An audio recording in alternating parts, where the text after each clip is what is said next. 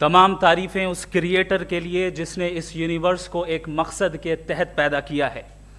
Respected جناب جاوید اختر صاحب, mister Saurabh Dwivedi اور respected audience, thank you all for being here today. آج کی ڈیبیٹ میں چونکہ ہم بات کرنے والے ہیں ڈز گاڈ ایگزسٹ کے ٹاپک پر, تو یہ ایک ایسا ٹاپک ہے جس کے متعلق کوئی بھی ڈیسیجن لینے کے لیے الگ الگ اسٹینڈرڈز ہو سکتے ہیں. لہٰذا ڈیبیٹ کے شروع میں یہ ضروری ہے کہ ہم یہ جان لیں کہ آج کے اس ٹاپک میں کون سا اسٹینڈرڈ صحیح ہوگا اور کون سا غلط ہوگا. سب سے پہلا اسٹینڈرڈ جسے میں سمجھتا ہوں کہ ہمارے رسپیکٹڈ جناب جاوید اختر صاحب بڑی تیزی کے ساتھ اس کی طرف لپکیں گے, وہ ہے سائنس. جبکہ سائنس در حقیقت خدا کے ایگزسٹنس کو ڈائریکٹلی ثابت کرنے یا اس کے ایگزسٹنس کو ڈینائی کرنے کے لیے اسٹینڈرڈ نہیں بن سکتی. اور اس کی وجہ کیا ہے یہ میں نہیں کہہ رہا, یہ وہ لوگ کہہ رہے ہیں جو سائنس کے ایکسپرٹس ہیں. نیشنل اکیڈمی آف سائنس کہتی ہے science doesn't have the processes to prove اور disprove the existence of God. Y?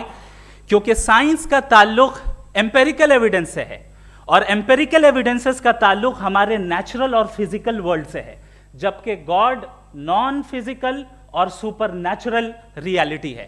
لہٰذا نان فزیکل ریالٹی کو آپ اس ٹول کے ساتھ نہیں چیک کر سکتے جس کا کام فزیکل ریالٹی کو تلاش کرنا ہے. لہٰذا آج اس ڈیبیٹ میں گاڈ کی ایگزسٹنس کو ثابت کرنے یا اسے ڈینائی کرنے میں سائنٹیفک ایویڈنس کو ایکسیپٹ نہیں کیا جائے گا. دوسرا اسٹینڈرڈ ہو سکتا ہے ریویلیشن, کہ ریویلیشن کے ذریعے ہم یہ ثابت کریں کہ گاڈ ایگزسٹ کرتا ہے یا نہیں. لیکن یہ اسٹینڈرڈ بھی آج ارریلیونٹ ہے. کیوں؟ کیونکہ ریویلیشن میرے نزدیک سورس آف نالج ہے, ویلڈ سورس آف نالج ہے, لیکن ہمارے جاوید اختر صاحب کے نزدیک یہ ویلڈ سورس آف نالج نہیں ہے. لہٰذا آج کی ڈیبیٹ میں میں ایک بھی ایویڈنس کسی بھی مذہبی اسکرپچر سے نہیں دوں گا تاکہ جاوید اختر صاحب کے لیے وہ ان ایکسیپٹیبل نہ ہو. تیسرا جو معیار ہو سکتا ہے وہ ہے آبزرویشن, کہ بھائی کوئی کہے کہ ہمیں خدا دکھاؤ, اگر ہے تو دکھاؤ, یا یہ کہ خدا کے ایگزسٹنس پر ایمپیریکل ایویڈنس دو. تو یہ ہے در حقیقت غلط ٹول کا استعمال کرنا. یہ ایسا ہی ہے کہ جاوید صاحب مجھ سے یہ مطالبہ کریں کہ مفتی صاحب آپ میٹل ڈیٹیکٹر کے ذریعے پلاسٹک ڈیٹیکٹ کر کے دکھائیں. اب چونکہ پلاسٹک ڈیٹیکٹ نہیں ہو پا رہی ہے لہٰذا plastic does not exist. No, you are using the wrong tool. اس ٹول سے پلاسٹک کو ڈیٹیکٹ نہیں کیا جاتا.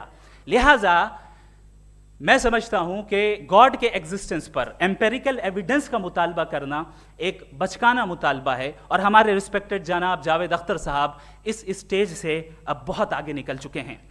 اب بچتا ہے ایک ہی اسٹینڈرڈ, اور وہ اسٹینڈرڈ ہے عقل, لاجک, ریزننگ.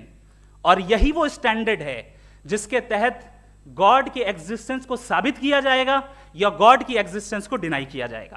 لیکن چونکہ یہ بہت امپورٹنٹ اور سینسٹیو ٹاپک ہے, اس لیے لاجیکل آرگیومنٹ بھی ایسا ہونا چاہیے جو ڈیفینیٹو ہو, انڈیفینیٹو نہ ہو, جو 2 اور 2 4 کی طرح بالکل واضح ہو, جسے لاجیکلی ریجیکٹ کرنا پاسبل نہیں ہو.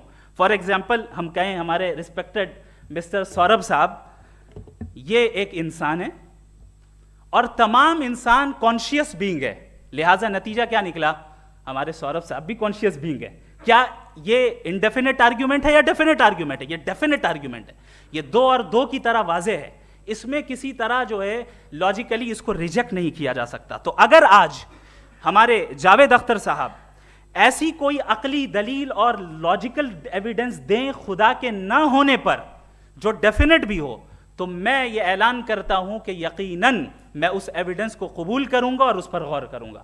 لیکن ساتھ میں یہ بھی اعلان کر دیتا ہوں پریڈکشن کے طور پر کہ ایسا کوئی ڈیفینٹ آرگیومنٹ کوئی نہیں پیش کر سکتا. دلیل ہم دیں گے اور ڈیفینیٹو دلیل دیں گے, لاجیکل دلیل دیں گے, ایسی دلیل دیں گے جو انٹائر ایتھیسٹک ورلڈ اسے ریفیوٹ نہیں کر سکتی. چلیں اب ہم ایک ایگزامپل سوچتے ہیں, ایک سینیریو, سمپل سینیریو. تمام آڈینس سے گزارش ہے, ہم اور آپ ایک آئسولیٹڈ آئیلینڈ پر ہیں, ایسا آئیلینڈ جہاں پہ ہم سے پہلے کوئی کبھی نہیں گیا. چلتے چلتے آپ کے سامنے اچانک آپ نے دیکھا ایک پنک کلر کی بال پڑی ہوئی ہے, سب سے پہلا سوال آپ کے ذہن میں کیا آئے گا کہ یہ بال یہاں کیوں آئی, کیسے آئی, یہ پنک کلر کی ہی کیوں ہے, کوئی اور کلر بھی ہو سکتا تھا, یہ اسی شیپ میں کیوں ہے, کوئی اور شیپ بھی ہو سکتا تھا. نیچرلی آپ اس طرف پہنچیں گے کہ کوئی نہ کوئی ہے جس نے ان اسپیسیفک پراپرٹیز کے ساتھ اس بال کو بنایا ہے اور یہاں پہ رکھا ہے. چونکہ آپ جانتے ہیں کہ یہ جو بال ہے اس کا ایگزسٹ کرنا ضروری نہیں ہے, یہ ایگزسٹ کر بھی سکتی تھی, نہیں بھی کر سکتی تھی, اور ایگزسٹ کرنا ہی تھا تو کسی اور فارم میں کرتی, کسی اور کلر میں کرتی. اب آپ اس بال کو ایکسپینڈ کرتے چلے جائیں, ایکسپینڈ کرتے چلے جائیں, ایکسپینڈ کرتے چلے جائیں, یہاں تک کہ یہ بال یونیورس کے سائز کی ہو جائے. بتائیے کہ کیا سائز